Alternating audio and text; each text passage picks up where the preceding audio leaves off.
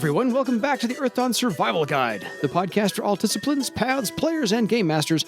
With your questers, Josh and Dan. I'm Dan. I'm Josh. And on today's podcast, we'll be discussing all things morosical and hopefully atypical, because this is not a happy discussion we're going to have tonight. It's about character death. So, if you have any questions for us, actually, we have a challenge for you. Please send us your stories and how they affected you if you had a character die, not just in Earthdawn, but in any game you've ever played. And we'll kind of have a follow-up episode to this one when we get all of those sent in to us at edsgpodcast@gmail.com. Or any other questions or thoughts or replies or missives or screeds or manifestos about the subjects that we are going to cover here. This was an idea that came to me several weeks ago. Several weeks ago. Gosh. Yes. I think I mentioned it back like early in the summer, so we're talking like 3 or 4 months back. Yep. Where I came across pretty sure it was a thread on rpg.net, which is a site that I have been going to for over 20 years. The forums there. And it was a discussion talking about character death and dealing with character death in games and things like that. Reading it and the people's thoughts and the different approaches, I had the brainstorm of, this is something that we should probably talk about on the podcast. Yes. Because it is a subject that can come into play. And we mentioned a few episodes back that we were going to be doing this. We got one email that had a number of topics in it, but one of the topics was about player character death. And we will be addressing various pieces of that throughout the discussion here. But I want to preface this whole episode by saying, as I have said many times, everybody's desires and needs and tastes when it comes to their gaming vary. There is not any wrong way to deal with any of this stuff that we are going to be talking about. We are probably going to tend towards dealing with it in the way that player character death causes problems at the table. Because if you are in a game where everybody collectively has the understanding and expectation that farmland is cheap, anybody can buy a farm at any time. Yeah. There is the possibility that a character's story may be unceremoniously cut off by the result of a bad die roll or series of unfortunate results. But that is something that can happen. If everybody is on the same page of that, and that is the expectation and that is the environment, then that's fine. There's nothing wrong with doing that. The problems typically come about when there is a mismatch between the expectations of various players and or the game master when it comes to how player character death is going to be handled in the game. And again, since different players have different tastes, one of my players from the first long-term Earthdawn game I ran, Doug. That is the same Doug who is the player making the Tiskrang character in the character generation chapter of the 4th edition Player's Guide. That is the same Doug. Doug loved making player characters. Loved doing it. Yeah. He never had a huge amount of attachment to any individual character, and he liked playing characters so much that if something happened and one of his characters died, he didn't have a problem with it. He had 3 or 4 other characters that he had all made up and ready to go and was happy to bring it out and work it into the game and just go from there. He did not have a really strong personal identification with the characters. He liked the characters, but there was also the tendency that when he felt he had explored everything that he wanted to with a character from a sort of mechanical standpoint, he would be more than happy to move on to another one. He was a little bit of a chaos goblin when it came to his play. He was the one who frequently would sort of Leroy Jenkins things into moving forward when the rest of the group had kind of spent too long discussing possible plans. He would just generally take action to get things moving again. I like this guy. Yeah, this is a valuable role that certain people can play within your group. when all is said and done, there is the saying that, no plan survives contact with the enemy. There is also, no plan survives contact with the player characters. Yes. Particularly Doug. It does not take long for a plan to go awry because of his little id-driven chaos minions, which was a lot of fun to have him in the game.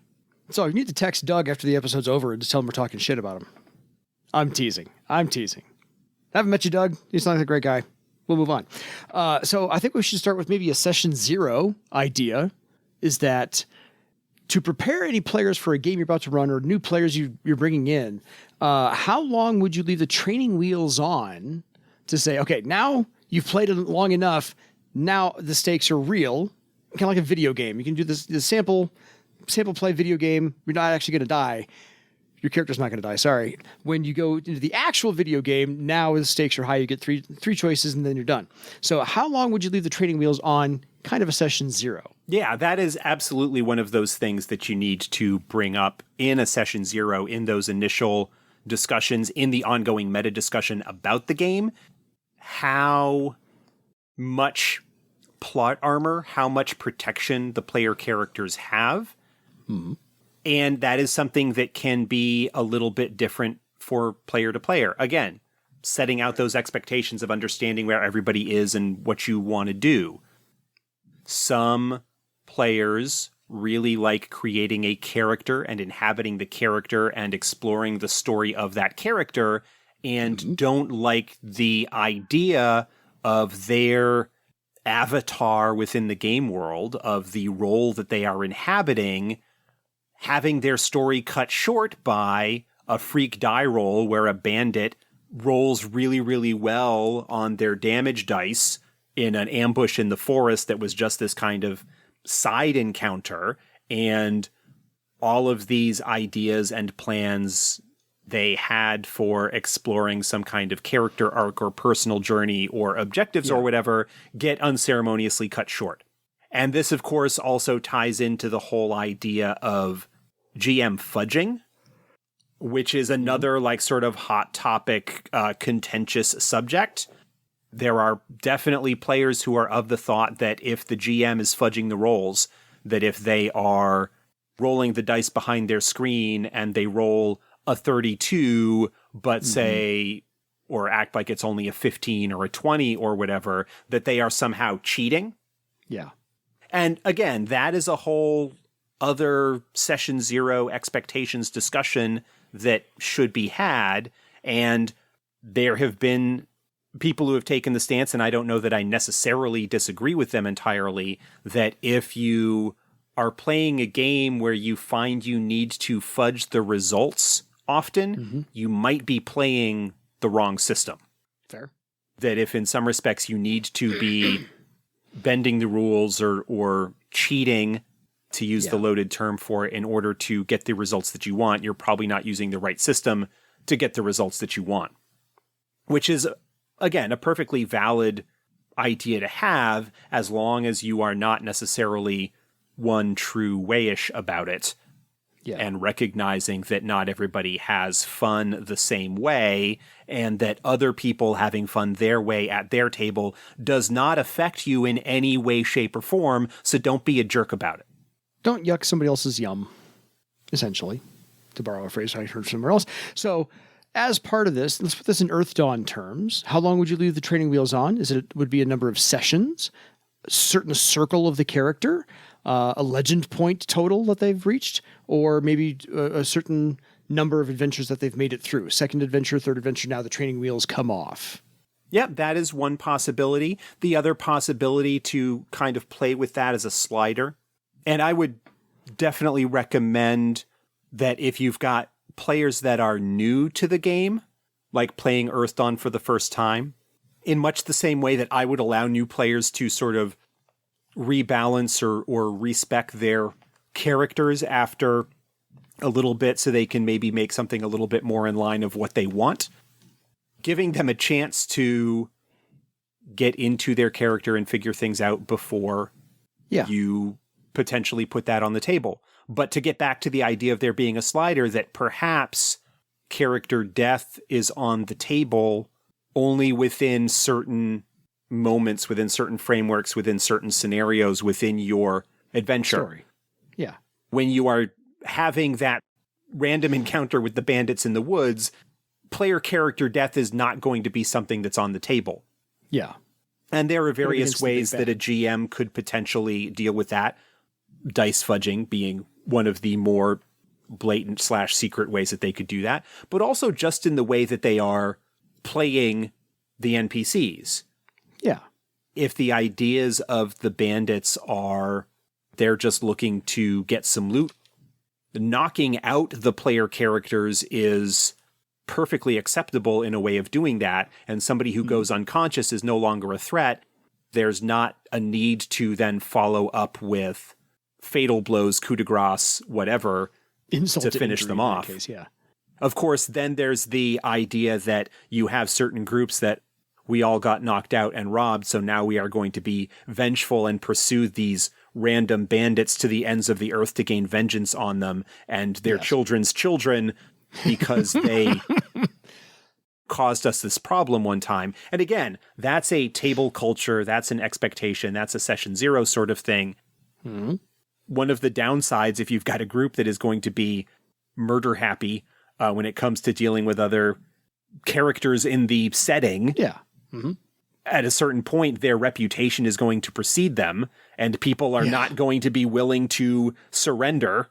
And if something happens, they know they are going to be in a fight for their life and go with that sort of thing.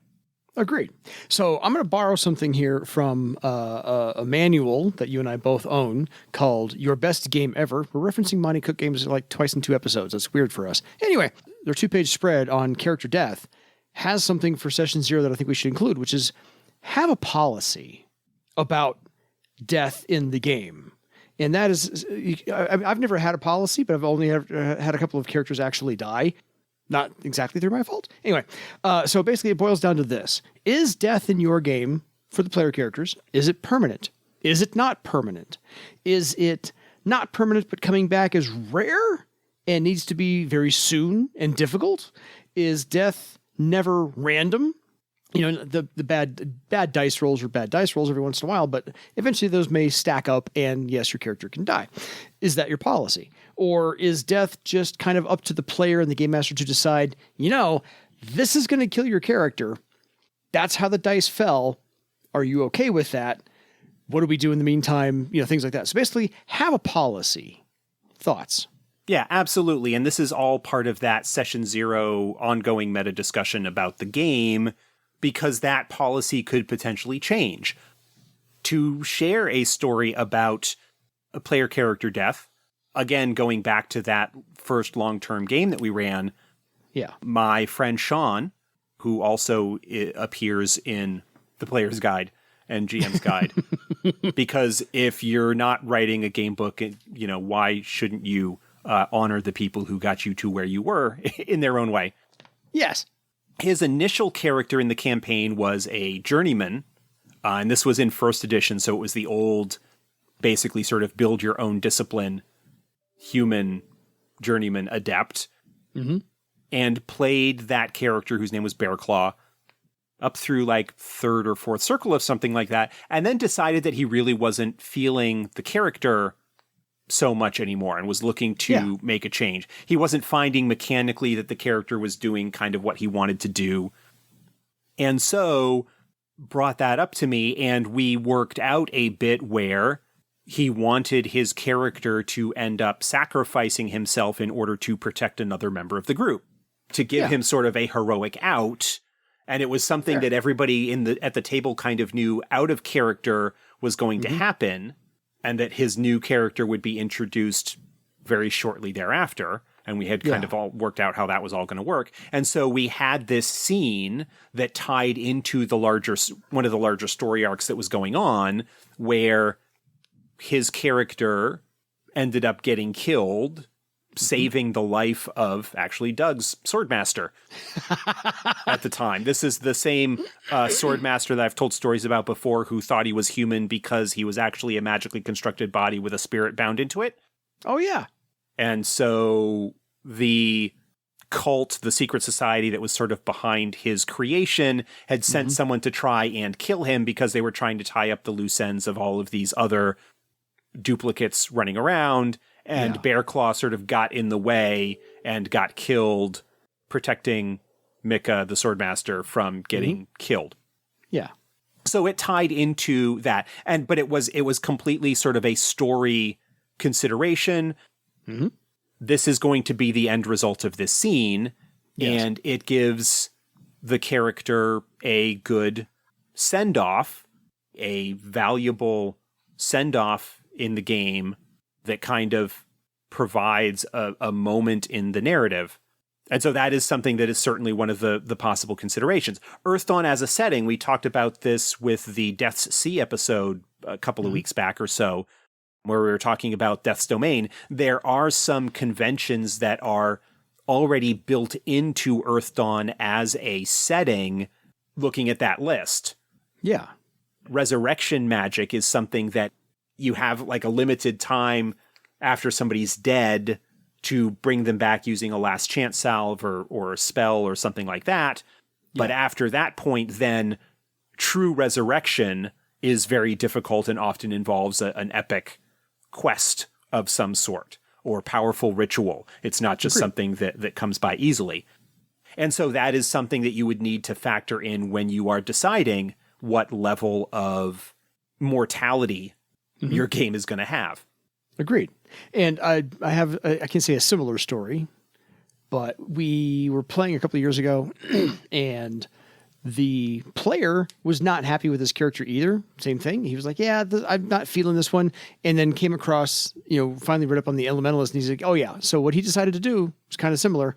He wanted his character not to be a heroic sacrifice, but to absolutely be gutted, shredded, and eviscerated by a horror, to get the party all to come together and chase down not just the horror, but the like the eldritch horror behind that one as well. So really put us on the path of we need to take down this really bad thing. And so, we had the same idea. He talks about it with his game master, and the rest of us, we were kind of like, we were surprised, and that was the good thing. The rest of us didn't know this was going to happen. And the characters that were left over after that fight ensued, where this character was eviscerated, literally torn limb from limb, we were okay with the horrific aspects of this. We all, paid our respects to the character, did a nice little ceremony, the whole 9 yards. And so it's one of those, if you are I can't say role-playing correctly. If you're role-playing it the way you want to role-play it, then if that character dies and the player's okay with that because they chose that path, I think it's nice in-game to have the ceremony like we do in real life, if somebody dies, that the player characters get to figure out the other facet of who they are. Those characters get to figure that out and how they deal with that death and what kind of honor they would do to keep that other character alive in their hearts and minds and so forth, and just, kind of role play through that a little bit. I think that's a nice little aspect to throw into your story. It absolutely is something that can have a narrative impact on your campaign and the character motivations and the role play that comes out of it. To kind of take a slight counterpoint of that, where something is not necessarily planned in that regard, where the player character is making that choice to sacrifice their character. In the second campaign of Critical Role, during campaign 2, there was a player character death that came about as a result of a particular combat situation and bad die rolls that ended up in the character getting killed. Yes. And that was relatively early in the campaign, relatively speaking, but it had such a profound effect on the personalities, well, not the personalities, but in the way that the different characters dealt with that event. Yes. And a game that is a lot more, in a way, sort of improvised in terms of there is not a sort of specific pre-planned story arc that is in place. There is more of an environment, and things happen, and the GM, Matt Mercer, and the players all kind of roll with it. Yeah. Improv and kind of go forward with what that is. the initial ideas that he had for, he was talking about when the campaign was over and doing the sort of like post-game interviews and talking about stuff, how the plot line, the story ideas that he sort of had tying into that character's backstory came back into play, but in a different way than was originally thought of because of what happened to the character. But just what an effect it had in terms of bringing the characters together and giving them a kind of motivation and a shared experience and a tragedy, in a sense, that shaped the tone of that going on, and in its own way brought in probably my favorite character in campaign 2, who was the replacement character for that, who was just an amazing character who I absolutely loved. But yeah, so there is that to think about as well. And again, that is a table culture, that is a game master and player comfort thing. If you are comfortable with being more loosey-goosey, more sort of improv, more willing to find out that the path that your game is going down is not necessarily the one that you expected, we could perhaps start working on an episode talking about improv, in a sense, in a campaign, and how to be a little bit more open as a GM and not necessarily have a particular story that your players ride on in order to get to a sort of foregone conclusion, but to have something that is a little bit more open and how you can roll with the punches that come up maybe as a result of the decisions or die rolls or anything like that. But that is another sort of counterpoint. One other thing that comes to mind, and maybe you can sort of address this a little bit because I've been talking quite a bit, is the idea of, now I completely forgot what it was. It's okay. This whole podcast is me set up, you talk. That's how this has worked for 190 episodes. I'm completely blanking now. So anyway, what's next on your list? Fair. It's okay. So we had to talk about the in-game acknowledgement of the deceased character. Do you do that? Do you not do that? I thought it was nice to do that for what we did there.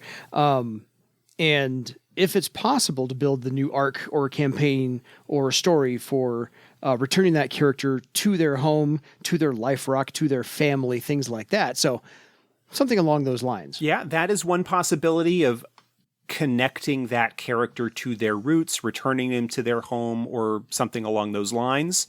Yeah. Which is something that can be especially impactful if you have previously had interactions with that family or that community in the past. There's also the possibility, now I remember what I was thinking of before. Yeah. The other idea, the other response that often gets brought up in the discussions about player characters having a certain amount of plot armor, perhaps, is that not having death on the table as an option removes all of the tension from the game. Because if there's no threat of death, then what is the point? And I think we've talked about similar sort of things in the past. Something like death that. is, in some ways, an easy one to deal with. And there are plenty of ways to have stakes, to have danger, to have uncertainty in what's going on without it being the chance of your player character pushing up daisies. There's the possibility of them being captured. Again, to tie into the idea of role-playing games, one of the ways to approach them is as a way of collectively telling a story together. Yeah. Of improvised collective storytelling. The characters die, the story's over. Some people, myself included to a certain extent, might not really be satisfied with that as far as a thing goes. And so, if that is something that you as a group collectively decide that you don't want on the table, except perhaps in specific circumstances, you need to find other things that raise the stakes, that provide some hazard or danger There's the old saw of the bad guys take prisoners. They capture you. They leave you for dead. There are plenty of things that you can do as sort of a deus ex machina that allow you to continue the story while dealing with the consequences of the negative stuff that happens. I mean, honestly, in the Legends of Earthdawn game, the episodes that happened kind of have been released at this point. We kind of had a deus ex machina that kept us from all dying at the hands of Zorg. I feel. That was kind of the situation there. But that was a game as well that had a player character that died very early in the campaign. Early on. Like episode 4 or 5 or 6 or something like that. Yeah, that then ended up informing quite a bit of what happened in the story going on. Yeah. His sword, Rusty's air sailor, the character's name now escapes me at the moment, but his sword ended up being picked up by Scratch and sort of becoming a significant item and a thread item, and his death early on in the care was kind of a undercurrent of everything that sort of was going on in the aftermath of that and how that affected the characters. And that was not a planned death, and it was not a, plot armor kind of situation. It was an opportunity that arose, and we incorporated it into things. Yes. Rightfully so, because occasionally those things happen. It's like when a TV show has the actual actor die, what happens to their character as well, and things like that. I think we've covered enough on session 0. However, there's two more things we can kind of bring up for session 0, which is, okay, if your character can come back, if it's all done right, do they come back changed? Do they not change at all? Or if they do change, at what cost? So more ROLE playing opportunities for the player of their player character. And I think that's a negotiation that, again, has to happen with the player and the game master. But it's one of those, I think that's kind of set up for session 0. Yeah. With the recognition that session 0 is not something that necessarily happens once and then you're all done. Yeah. I like to think of that as the broader ongoing meta discussion of the game itself, because things can change, especially if you have a longer running game. Yeah. I did have one session where I gave everybody the week off because I said, okay, you're coming to the point where you're going to face the big bad horror that I had planned for this whole thing. And I told them, all bets are off. No fudging of dice rolls. Everything's out in the open. If you get enough damage to where you're dead, you're dead. We'll talk about what happens to your character afterwards. But I said, this is up against the big bad. I purposefully didn't let them, face too much danger where the character was going to die before this. But I said, this is the fight where I promise you, this is the one time I'm not going to pull any punches. You have a week to plan. You have a week to come up with your strategy. This is all bets are off. Bring your A game. Yeah. And I seriously wounded about 4 out of the 6 characters. And one of them almost changed careers and this is in Earthdawn. One of them was playing a troubadour where he took since he was a singer and a guitar player, took a serious throat injury. And so we had to do some serious side rolling to see if he was going to recover from that and change careers afterwards. Instead of following the troubadour path, choose something else. I do have to say that the lethality of Earthdawn has a high early spike, but then can drop down fairly quickly. Mm-hmm. New characters, first circle, second circle, they're a little bit more difficult to kill in 4th edition than they were in earlier editions because of the change where you get a little bit of durability at first circle as opposed to it being something that you pick up and invest legend points in. And so your character's survivability is a function of how much you're willing to spend to have them be survivable. Mm-hmm. There are a number of ways in Earthdawn, once you get a little bit of experience under your belt, once you have some treasure, once you have some money, to make it actually difficult to outright permanently kill a character. Between last chance salves and spells that speed recovery, like Plant heat feast. food, plant feast, Heat food. air mattress, Air recovery tests. There's a whole bunch of stuff that is available in Earth Dawn.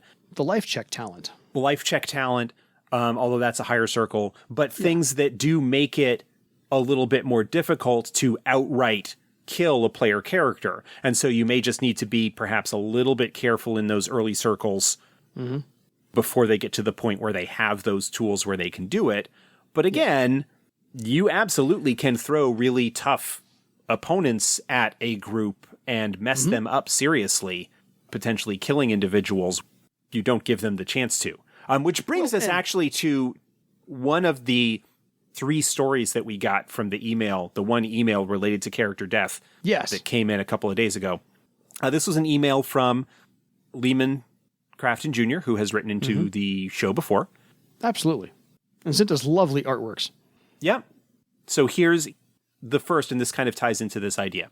He says, on player character death, in my 40 years of gaming, I only had 3 character deaths that affected me negatively. Normally, I'm an okay, that sucks, but let's move on mentality, kind of like my friend Doug. This was in University Club, which had multiple GMs each week, about 4 on average, and 40 to 50 regular players. Yes, groups were often 10 or more players.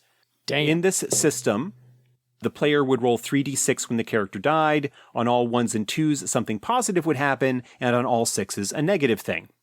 At the beginning of the session, the GM looked at my character and didn't believe he could be as advanced as he was. I had played the entire year previously and never died. A lot of deaths were in that campaign world. But looking at my total number of adventures, he quickly calculated that my character was legit. During the game, another character died and ended up rolling all 6s. Part of the resulting negative was my character died. It really hit me as petty, as I wasn't the one who rolled the 6s, nor was anyone else's character killed. Well, yeah. This is an expectations problem. This is a game master being potentially petty, giving the impression of favoritism, or in this case, sort of reverse favoritism. Oh, your character is too powerful. When the opportunity arises, I am going to take the opportunity to just knock you down off a few you. pegs. Or and so pegs. The lesson from this story is not so much that my character died, but that my character died in a way that seemed petty and pointless by the GM. Yeah. That the player had no control over. Yeah, this is the sort of story, this is the sort of experience that can sour players on RPGs, especially if they are not as experienced in them. Yes. You know, Lehman said he had 40 years of gaming. He's like me, been around a long time, seen a lot of stuff. Yeah. And so, again, this was a failure of session 0. This was a failure of expectations. This was a lack of communication. This was the GM being on a little bit of a power trip. And to borrow a phrase from many Powered by the Apocalypse games, not being a fan of his players. Yep. And so using the power that he has to, for lack of a better term, sort of abuse one of the player characters. Agreed. If it's fair, great. You know, like if everybody's on the same page and they all feel like things played fair and it was just poor die rolls, great. Good game, shake hands and move on to the next thing. But this was a case of, I think your character is too powerful. This opportunity comes up where I can deal with that, as I put in kind of scare quotes. Or you're overpowering my game, so I need to take you out because... This was a game that seemed like there was quite a bit of character death that happened, and this was a character that happened to have avoided that, whether through smart play or luck or whatever. And the game master, because this was a shared GM situation, going, I don't like how this character has gotten to where they are, so I'm going to put a stop to that. Yeah. That's, in my opinion, poor behavior. You should at least generally be playing with people, especially if you're looking at a longer term game, that you get along with, that you like, that you enjoy spending time with, or you wouldn't be playing games with them. Yes. You shouldn't be pulling power trips like that.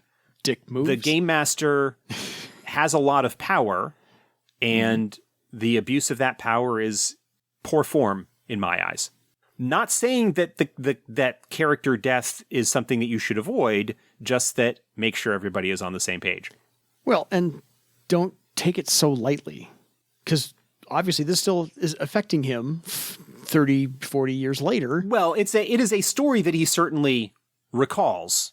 Yes. However long ago that it was that happened. But by the same token, I want to counterpoint. I mentioned this, possibly bringing this up before we hit record. Go for it. You say, don't take it lightly. Well, you've got games like Paranoia. Yes. Where player character death is something that is expected. And the game master, in the role of friend computer, is going to be petty and make strange calls or whatever. I mean, the expectation of character death in that game and in the sort of environment of that setting is so high that the game gives you duplicate clones of your characters so that when one dies, you bring the next one in and you pick right up where you left off. Yeah. That is a game tone. That is a setting conceit. That is a set, like sort of semi-built-in session zero expectation of what's going to be going on. It is not a game that takes death seriously. It treats death as an opportunity for comedy. Fair. It's like the coyote falling prey to the traps that he lays for the roadrunner. That's the kind of thing that you have in that kind of game. So again, it is a perfectly valid way to go to not treat it seriously if everybody is on the same page about that and is having a good time and enjoying themselves. The problem is when somebody is not enjoying themselves, especially if they are feeling pressured to put up with what is a bad gaming situation for them as a result of peer pressure and the other players at the table thinking it's a hoot that the rocks fell on their character and squished them, or that they fell victim to some kind of grim-tooth trap, a lot of which had very amusing comic ways of people dying, often by playing with the expectations of how they would deal with traps in a dungeon environment kind of thing. Yeah, no, I've told the story a couple of times, I think, even on the podcast. My friend goes and plays with a group that he met at a local game store, and they just play D&D. But it's the expectation of, you're going to bring 5 or 6, 7 characters, don't bother naming them, because this is kind of a meat grinder. So, you know, he just made character A, character B, character C, character D, character E, whatever. So he's just kind of like, all right. So basically at that point, he didn't have character behind the piece of paper in front of him. He just had stat blocks to go play with, and that got old real quick for him. That is a play style of character as game piece, of character as video game character. Yeah. Of a 80s style video game where you have X lives and you die and you come back and you do whatever. There are OSR games that lean into that as well. I forget whether maybe it's Dungeon Crawl Classics, maybe it's one of the other sort of OSR D&D alikes that are out there, where you have a character funnel, I think is the term that they use for it. You start off as a level 0 character, and the idea is that you may have several of those that don't make it to level 1 before you finally get a character that actually moves on. Makes it. Yeah. That being sort of an expectation of the play style is fine. I don't want to, as you said earlier, yuck anybody's yum. It's just a different thing. And the problem, again, is not necessarily the character death, but the way that it is handled at a meta level within the group and the expectations and so forth. We'll keep coming back to that because I think that is the most important point that I want to hammer home with all of this. I agree entirely. Let's take a quick little sidebar and we'll wrap things up at the end here. So there are, of course, urban legends about certain games that are easier to die in, and you mentioned Paranoia. I think we need to hit the Traveler mention at this point of our discussion. Yeah. Traveler, early editions of Traveler, and this may be the case in later editions as well. The earliest editions of Traveler had a character creation system that involved sort of rolling on a life path to find out what your character did prior to the point where the game picks up. Yeah. You would roll and, they had this job and they earned experience this way and picked up skills like that. And so it was sort of a series of random rolls. Yeah. And it was possible within that character generation system for the character to actually die before they even entered play. That if something Yes. happened or a particular career path that they were on, some fluke die roll resulted in them dying. It is, I think, probably less likely to have happened than the stories indicate, personally. Fair.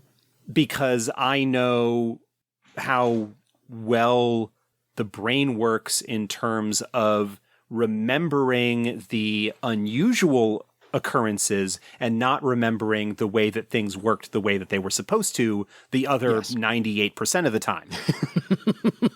In the same way that, mathematically speaking, the D20, D4 for the old Step 14 was a lot better mathematically at sort of achieving what the overall goals of the system were. Mm-hmm. But because of the way things worked, people would always remember the extremes that would happen with that rather than the 90% of the time that things went exactly as you would sort of expect within that particular mechanical curve. It had its issues. I've got a whole series of articles that I wrote in about the issues that it had, but I addressed that sort of in those articles, and that is that the problem was not in the mechanics themselves so much as what the probabilities of the system set up in terms of people's expectations and the tendency of people to remember the outliers rather than the actual averages. So the reports of character creation, death, and Traveler have been greatly exaggerated. Probably. I don't know. To borrow a phrase. I know it could happen. I'm just borrowing a phrase from Mark Twain. Yeah. Because I can. It certainly did happen and could happen. I just don't know how likely it actually was because we don't hear about the thousands or tens of thousands of characters that were created and played without any issues whatsoever. Absolutely. None of those at all. So I think there are otherwise some other games that are probably easy to die in the, as you said, the beginning stages. And you said the curve is a little bit less steep for Earth Dawn for second circle. Third circle, it gets a little bit easier to survive. I remember first edition and second edition D&D, your hit points were on a single die. And so sometimes you had 2 hit points if you were a wizard, sometimes 4 if you were a fighter. You're like, wow, I'm not going to be here long. So I think some of those games as well. I also do know that the game that I can't say started on, but way back early in my career, The World of Cinnabar. Man, that is a game that is all about the zeros behind the number you're rolling. And so it's pretty easy to die in that game as well. In fact, I had a player who had a first level character, ended up dying in the first session, and just refused to play the game from there on out. Yeah. Was so not happy with any of that. So touch on a couple of other things here from Lehman's email, kind of a couple of other stories that he had. By all means. So we had the first story where he kind of had a GM that seemed to be petty and not playing fair in a sense because of the circumstance that happened. The second was in a game which I liked the adventures, but strongly disliked the system. After playing an entire 9-book plot, we switched to another adventure series. In that, I finally found a class that, while I still disliked the system, I enjoyed this one character. A surprise attack followed by a crit killed the character. I just couldn't get past the character dying because I didn't want to bring in the character X Jr. and just do the same class again, but had no interest in playing another type of character. I did play another character for about 3 to 4 sessions until the party resurrected my original one, but that was a strange feeling I had never experienced before, a connection to a character because of a dislike for a system. And that brings in the idea that some people can get strongly attached to a character that they are inhabiting and are approaching it from a protagonist in a novel or movie or something like that. We know, for example, that in the movie True Lies, there's not really any danger to Arnold Schwarzenegger's character. We know he is going to get through just fine. Yes. Death is not really an actual danger that is on the table, but we still enjoy the ride to getting there. And some players enjoy having their character having that kind of role where they are going along on this adventure and enjoy playing the character and inhabiting the character and kind of coming up with the character's story. And so don't want that story unceremoniously cut off by the result of freak die rolls. Yeah. Which is perfectly fair. Agreed entirely. So we've gone through all of this session 0, other games where it's easier to die for the player character to die. Sorry about that. Keep meaning to split these things up. And so your character actually died. You didn't use the last chance save properly. The dice rolls didn't turn out right. Your life check talent didn't work, or the Journey to Life spell, Wizard 10th Circle from first edition, whatever. If you can bring that, dust that off. None of these things actually worked. Congratulations. You've taken more damage than your character can allow. You're actually dead. Again. So, grief period for the player who happens to be that attached. Do you give them the rest of the session off? Give them a week off, 2 weeks off, whatever the case may be? And if your character can't come back from the dead, can't get rezzed, whatever the case may be, do they bring in a brand new character? Is it the same circle? Do you start them off at first circle? And what happens to that dead character's stuff and magic items? That is something that would need to be figured out at the time if it hadn't sort of been addressed already in the expectations and discussion and policy that you have established previously. You need to come up with that. I think it's perfectly fair and understandable for someone who has been playing a character for a while and has perhaps in some ways become attached to the character, if they are not consciously making that decision to sacrifice the character for story purposes because they want to change up or whatever, and are just end up through the results of whatever happens to be dead, for there to be a period of mourning, of sadness, that can come about as a result of that. I mean, we get attached to fictional characters all the time. We have people that write novels, fan fiction about characters in properties that they love. Star Wars or Harry Potter or Firefly. Whatever. So there absolutely can be as strong a connection that you have with this fictional character that you would with a real person, a friend or family member. Perhaps even more so when that character is an aspect of yourself. Because when you are playing a character, when you come up with a character, there is often aspects of yourself that are being expressed or that inform that character. If you've created them and you have been inhabiting them as a player for a while, that's bound to happen. They're a slight reflection of you, yes. Yeah, and so understanding that there may be a period of mourning, there may be a period of adjustment, there may be some kind of emotional aftermath. I mean, this ties into just the general ideas of safety tools and whatnot in general that we talked about so many episodes ago. Yes. You can have heavy topics, you can have serious events, you can have dark stuff that happens, and you just need to give yourself and your players room to sit in those feelings, room to process them, room to cope with them, and to just be sensitive. Again, different players will have different reactions to them. If you've got somebody like my buddy Doug, it's like, you know, Lehman said, more of a, oh, that sucks, but let's move on. Yes. As opposed to somebody like myself who really likes getting into a character and inhabiting a character and, you know, would prefer they don't die. It's not completely off the table, but I'm personally not crazy about it just because of my sort of more actor background, and I like to inhabit characters that way. But yeah, that's understandable. To talk about Earthdawn specifically, whether you bring a character in with the same number of legend points as the character that died and let them sort of build a new character using those points. That's what I did with Dora, who was the replacement for Bearclaw in that longer game, that long-term game that I ran. You had this many legend points when Bearclaw died, create Dora, make her as a first circle character, and then level her up using the legend points to build her to where you want to. And that's fine. That is something you can do. The way that the Earthdawn advancement system works, the Legend Awards, we talked about this in response to a question at least once in the past. You sort of give everybody at the table the same Legend Awards based on the average circle of the group. Yeah. It doesn't take a whole lot of legend points for a brand new first circle character to quickly catch up with the the rest of them. They might always be a little bit behind, but broadly speaking, they will tend to be roughly equivalent. Yeah.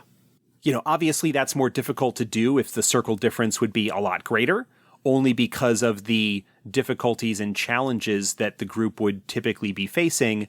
If you've got a group of 6th and 7th circle characters, it's probably not a wise idea to bring in a 1st circle character to tag along with them, because that character is more likely to get squished as a result, unless you are handling the encounters and situations with kid gloves with them to give them time to get to a more survivable state and get caught up with the others.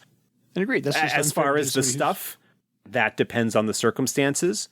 Anything that's sort of important, especially in Earthdawn where you've got thread items and whatnot.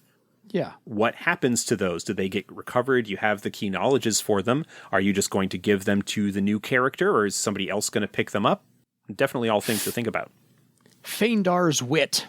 That was the name of the blade. That was it. Feindar, yeah. Yeah, Feindar. That was Rusty's Air Sailor character. That took 20 minutes. Thanks, brain. It would come up eventually. I knew. It's going to get there eventually. So leaning on your acting background or your theater background, I think if it's worked out in advance, and this occurred to me during the recording of this whole thing, perhaps if the player wants, like Doug said, to have that character have a heroic death scene, perhaps let them act that out. Yeah. It is role-playing after all. Provide them the scene, or even if they didn't like it, even if they didn't want their character to die and nothing can be done about it, but they're still okay with it, that sucks, let's move on. Give them the opportunity to play their grand death scene. How often, every actor in Hollywood likes to have a death scene. I think Sean Bean, however, has hit his limit, but that's just me. He did actually hold a sign up during the strike, don't kill me anymore. But I think otherwise, if you get to have a nice death scene, give it a shot. Assuming that the circumstances are appropriate in the game that you're playing, that it makes sense to treat it with some gravitas, with a bit of somber appreciation, because that is a moment that is going to live on and come up as something that is a story that will live on at your table and with your groups for years to come, even if you move on to other campaigns and other games and other characters. Yeah. So I think I can't say tapped out on this one, but I think we've covered all of my notes. Do you have any final thoughts in this hour? Yeah, I just want to share the third one from Lehman here to kind of wrap up. The third game was Earthdawn, where in a 2nd edition game I was a Windling Weaponsmith, but didn't get to a circle where I could firmly state this works or doesn't work. I wanted to try the concept again in 4th, but died at circle 2 or 3 before I got the answer. Fortunately, he says in scare quotes, I was carrying a cursed thread item that offered my character to live. Dying while possessing or killing with the weapon was the thread trigger, which was unknown to me at the time.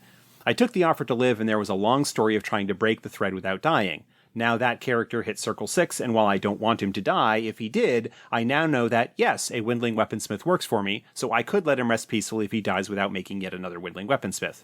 Cool.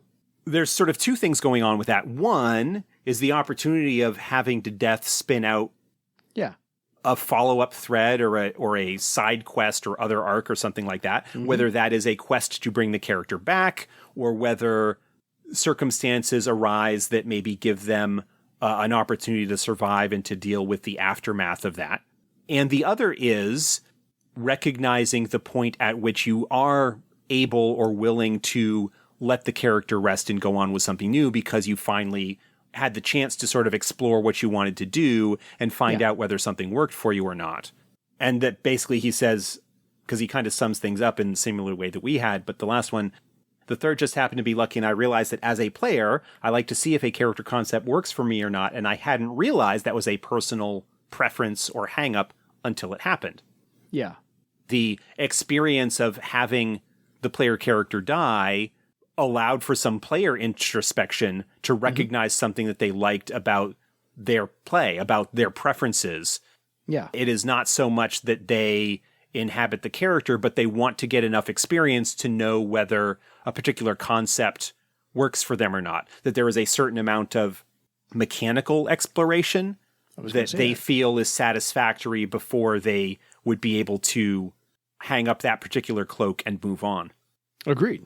So, Lehman, thank you absolutely for helping to inform our conversation today with your email. Loved it. We'll get to the rest of your Yeah, there were some other later on. thoughts that were in that as well in response to some other questions we had earlier. We'll get to those in a later episode. Yes. But this was right in line with what we were talking about today and really provided some additional insight and hooks to put other stuff on. I'll give you 1,000 legend points for that, Lehman. Perfect. Take him and run. I'll give you another 1,000. There you go. Two little things from us. So, folks, if you have any, and again, as I said at the opening of the show, if you have these stories, if you have how it affected you like Lehman's examples do, please send them to us. We will do a follow-up episode going through all of those, telling your stories, your character death stories, so that we can further the conversation a little bit. And yeah, and if there are anything that you felt that we didn't cover, either at all or adequately enough, and you have your own thoughts and feedback, please send those in as well. I like talking about Earth Dawn. I like focusing on the Earth Dawn specific stuff, but yes. I am a broad gamer. I have a pretty significant collection and have played a lot of different games, and I like the theory crafting and meta discussions that can take place around gaming as a hobby and the various aspects of it that are common across a number of games and not exclusive to just one. So hopefully this is an episode that is sort of along those lines, similar to the safety tools one that we did. Yes. And so, subjects like this, if there are any broader, not necessarily Earth Dawn specific topics, we're going to maybe do that one about improv gaming. But if there are any kind of ideas or topics about that you want to listen to our thoughts about for whatever reason, let us know. By all means. Until next time, folks, kill your darlings carefully for your legend. Good night, everybody.